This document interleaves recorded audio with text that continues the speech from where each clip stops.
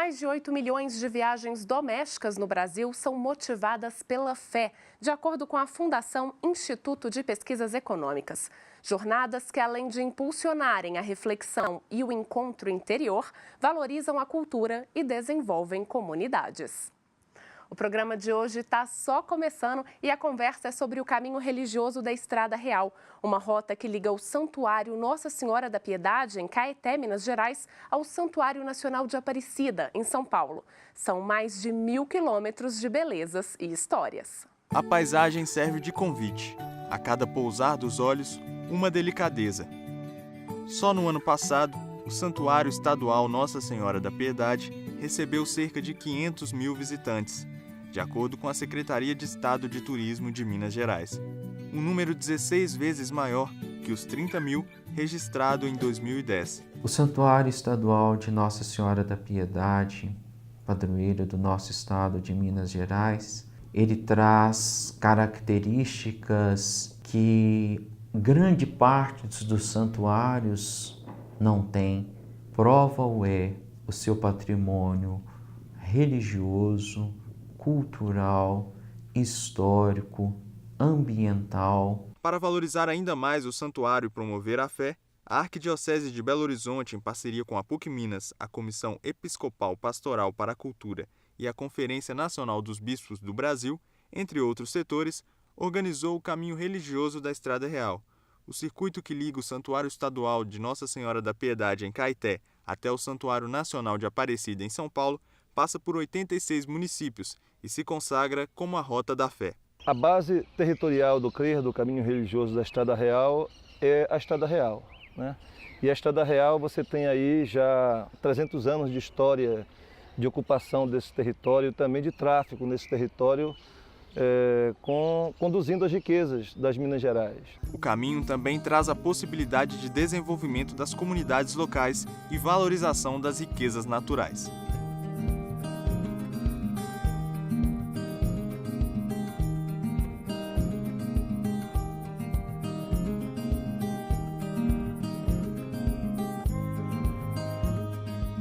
Um caminho religioso foi feito para ser percorrido, caminhado, né, por peregrinos e romeiros. E na medida que esses romeiros vão ocupando esse território do CRER, esse grande território do CRER, e mobilizando aí toda a riqueza do patrimônio cultural que está presente nessas cidades, nesses municípios, vai mobilizar também o turismo. Aí você junta a experiência religiosa, trafegando nesses territórios, produzindo emprego e renda, e aí eu diria que você tem uma grande proposta econômica de turismo religioso, impulsionada pelo turismo religioso. Quem participa se preenche de energia e superação em cada trecho do trajeto. Saímos de Cocais, passamos em Barão, estamos rumo a Santa Bárbara agora. Já andamos hoje 22 quilômetros. É isso aí, depois tem a Serra do Caraça, simplesmente. Valeu!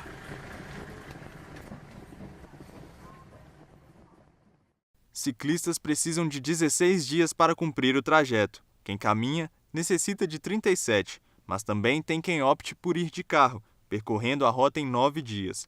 Independente da escolha, em cada parada, o momento é de reflexão e enriquecimento cultural. Nos registros, depoimentos de quem percorre caminhos visíveis e invisíveis no interior de si mesmos. Olha, essa caminhada, ela significa uma grande oportunidade. Primeiro, para exercer a contemplação. Contemplação à natureza, ou tudo aquilo que estiver no presente. E segundo, uma grande oportunidade porque eu anseio pelo encontro com o divino dentro de mim. É um caminho muito mais do que religiosidade, é um caminho de espiritualidade, um caminho de reencontro consigo mesmo, com a mãe natureza, que nada mais é do que a nossa própria essência, um caminho de descoberta, de superação, de revelação.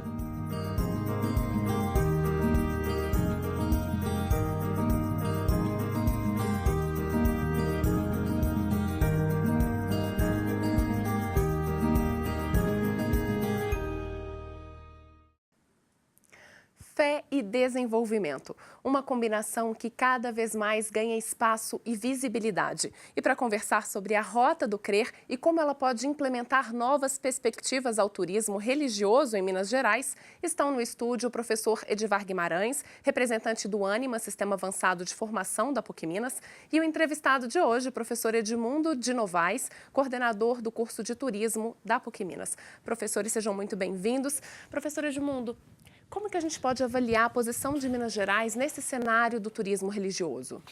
Olha, Minas Gerais, basta você olhar para as cidades mineiras que você vai ver que Minas Gerais é um estado que desde sempre contemplou a religiosidade, né? Aqui nós temos Ouro Preto com suas igrejas, Tiradentes, São João del Rei, né? E a fé do povo mineiro, ela é enorme. E nos últimos tempos, a gente tem uma coisa importantíssima que veio, eu diria que já existia antes, é claro, mas que foi incrementada com o empreendedorismo, vamos dizer assim, do nosso bispo, de Dom Valmor, que é a Serra da Piedade, né?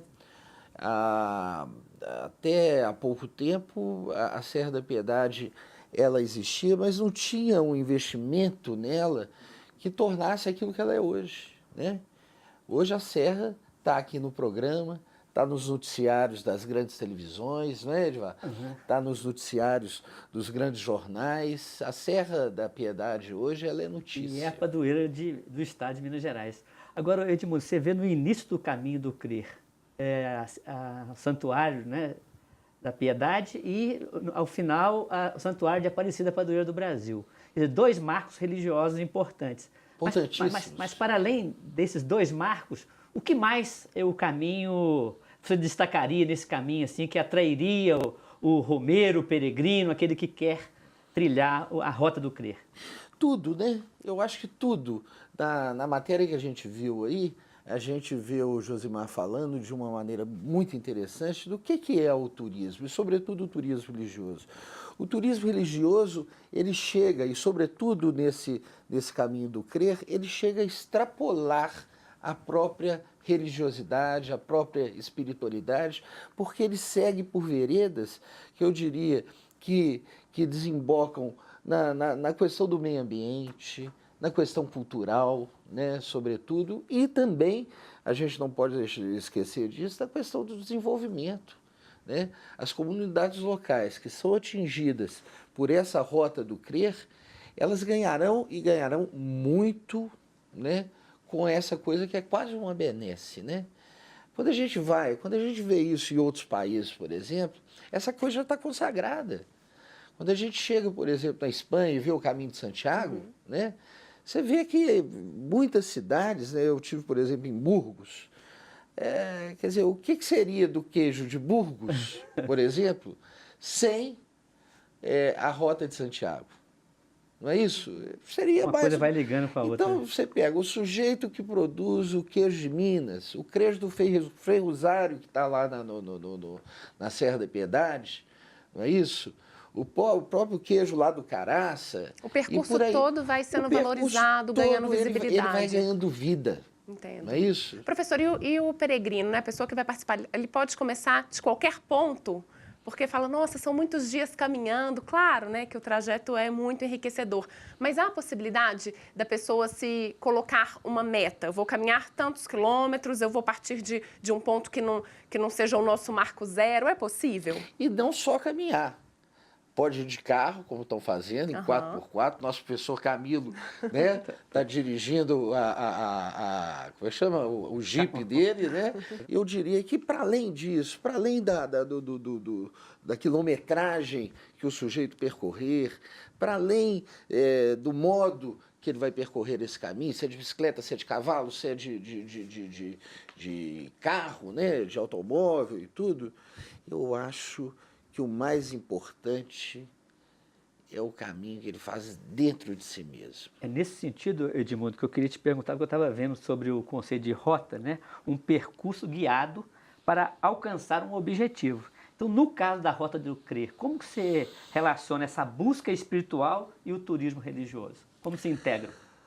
Olha, essa é uma pergunta que eu diria que cada pessoa que faz, essa pessoa deve responder a si mesma, sabe? Mas de uma ou de outra maneira, isso, como eu estava falando, é algo consagrado. As pessoas caminham para serem caminhadas, né? As pessoas caminham, na realidade, para ir a algum lugar e, às vezes, tentar descobrir alguma coisa, mas elas acabam descobrindo a si mesmas. Como que foi a estruturação desse caminho? Se há marcos, se tem determinadas localidades para que a pessoa se hospede? Foi pensado um percurso para ajudar na segurança, inclusive, na localização desses peregrinos? Claro, a Sacrum Brasilidades, vamos dizer assim, o Conselho do Crer, do qual o curso de turismo e eu fazemos parte, tudo, ele é uma entidade, vamos dizer assim, norteadora de tudo isso. Essas coisas têm todas que ser preparadas. Você não pega e começa e sai andando e acha que vai chegar lá, não. Uma pessoa que vai fazer um caminho de bicicleta, por exemplo, ela tem que ter atrás de si uma retaguarda, né?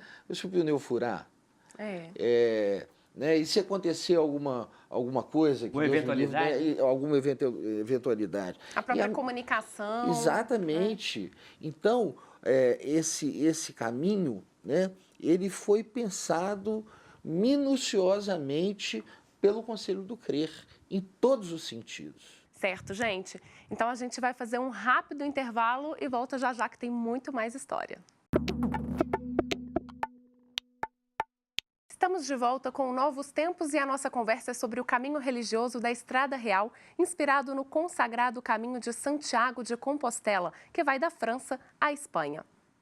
A Rota do Crer já conta com um aliado tecnológico. A plataforma Santuário Digital reúne dados que ajudam a divulgar bens naturais e culturais. É fácil, didática e bem informativa. A plataforma Santuário Digital serve como uma espécie de roteiro para quem deseja conhecer as riquezas naturais e culturais que estão sob os cuidados da Igreja Católica no Brasil. O Santuário Digital partiu do princípio exatamente de fortalecer, no início, né, os atributos, os grandes valores que existem hoje na Serra da Piedade. Então, com destaque a isso, surgiu essa ideia e se pensou num conjunto de bens já reconhecidos por organismos oficiais, IEFA, IFAM, Instituto Estrada Real, Reserva da Biosfera da Serra do Espinhaço, dentre outros tantos territórios que estão sobrepostos ou justapostos, né? E com isso favorecer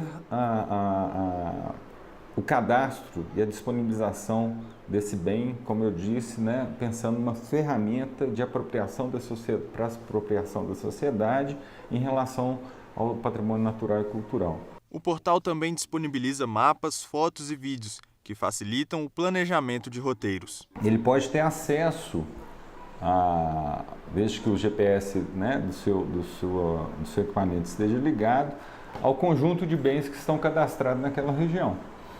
Então ele pode fazer um planejamento de rotas, partindo do princípio com filtros de bens, né, ou o conjunto deles.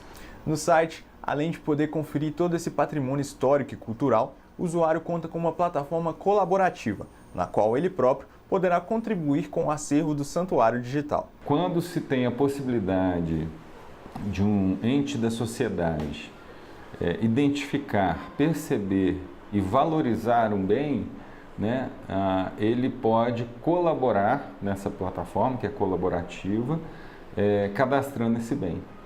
Uma vez cadastrado, existe um grupo de técnicos especialistas que vão fazer um filtro, né, dos processos, sejam jurídicos ou o real valor desse bem, né, para que ele possa então ter um filtro, uma validação, né, desse bem cadastrado e com isso ele poder estar disponível nessa plataforma, nesse banco de dados. Além da plataforma, o turista também pode contar com um aplicativo chamado Próximo da Piedade, que envolve um trabalho além do digital. O aplicativo certamente é uma ferramenta estratégica, né, sobretudo hoje, como um meio de se aproximar de um público maior em qualquer lugar do mundo. O processo de formação ele é muito importante.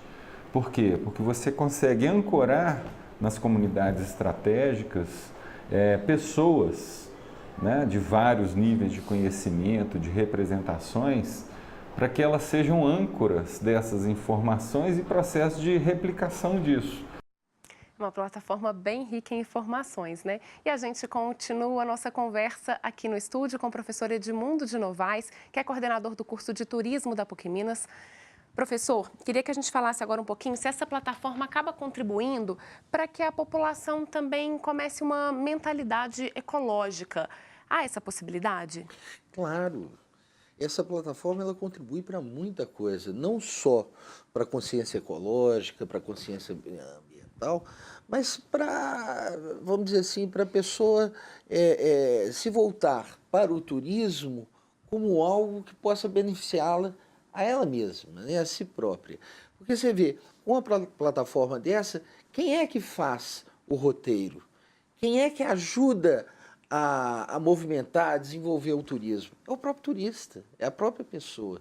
É eu fazendo o meu roteiro. O santuário acaba facilitando muito a vida de quem vai participar? Eu creio que sim, né? O Santuário Digital me parece que é algo que ainda está no começo, em seu começo. Mas eu não tenho dúvida nenhuma, hoje tudo que você faz, né? Vocês estão aí apresentando um programa, mas estão ligados aonde também? Tem um tablet no seu né? tablet, isso e aquilo. E a gente, quando vai fazer turismo, você não tenha dúvida de que toda e qualquer ferramenta ligada, né, à questão da interatividade, tudo, ela vai ser essencial para o desenvolvimento do turismo. Quero voltar a uma pergunta que eu queria ter feito no primeiro bloco, porque você está falando de turismo e você se identificou como representante no Conselho do CRER pelo curso de turismo da PUC Minas. Quem está envolvido nesse projeto e como chegou e envolveu, está presente o curso de turismo da PUC Minas? Olha, em primeiro lugar, nós estamos, por indicação de Domol, né?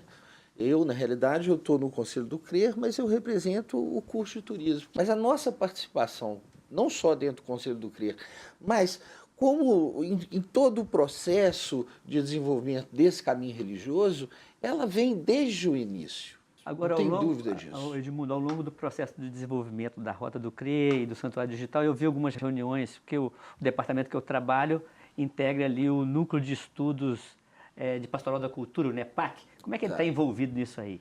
Olha, eu diria que a partir do professor Josimar, né, que nós vimos aí no primeiro bloco falando a respeito do CRER, a participação do professor Josimar trazendo a cultura para a questão do CRER, ela é essencial. E quando a gente pensa nessa sua pergunta, Edvar, a gente vai perceber que o que é, na realidade, a religiosidade, se não uma messe cultural, né? E o que é também a cultura sem a religiosidade? É isso? Eu acho que as coisas se complementam. Você não acha, não? Claro, o ser humano é um homo religioso, né? Ele tem essa dimensão e a minha religião é um dos frutos da cultura. Professores, então vamos dar uma olhadinha no que os internautas estão falando sobre esse assunto nas redes sociais? É hora do nosso quadro Hashtag.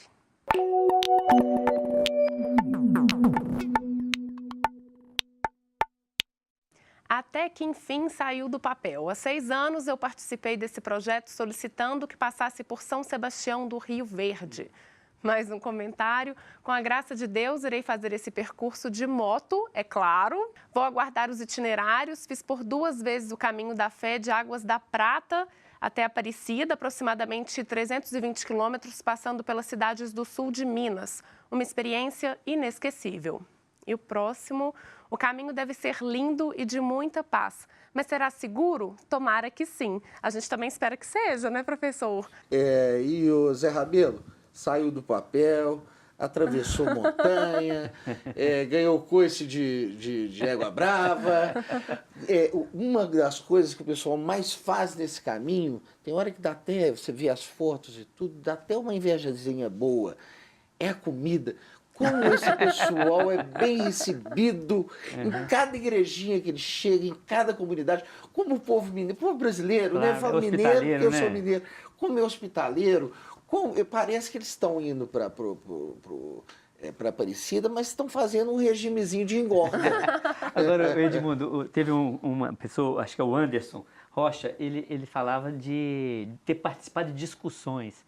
Significa que a construção desse projeto foi participativa, foi ampliado? Como é que teve etapas? Como é que foi? Foi, e cada coisa no seu, né, no seu lugar. Por exemplo, existia uma comissão para discutir só o pessoal que ia de bicicleta, o pessoal que caminhava. Foi feita toda uma experiência antes. 3 romeiros saíram antes de se fazer essa romaria agora, né? Que acabou de acontecer, que chegou em Aparecida, né? No último dia 12. Antes disso, 3 romeiros fizeram todo o caminho para fazer uma experiência, para fazer uma espécie de laboratório, né? Justamente para aquilo que a gente falava no começo do programa, né? Para a coisa não ser algo pra simplesmente aventuresco. Né? Um planejamento, né? Uma coisa muito responsável. Bacana. Extremamente responsável. Professor, muito obrigada pela entrevista. Nosso programa, infelizmente, chegou ao final, mas o senhor retorne sempre. Precisa falar, né, da minha alegria de recebê-lo aqui no nosso programa e que a gente tenha outras oportunidades. Se Deus quiser. A vivência da experiência cristã implica uma caminhada de crescimento na fé e na conversão a Deus. Na tradição cristã, o peregrinar de um lugar a outro é, no fundo, a expressão interna, metafórica, do que ocorre dentro da pessoa no nível da busca espiritual. E você, pretende percorrer a Rota do Crer, caminho religioso da Estrada Real? Já acessou o Santuário Digital para visualizar essa preciosa trilha religiosa? Esperamos que o programa de hoje tenha oferecido a oportunidade de conhecer esses 2 projetos e despertado o seu interesse em deles participar.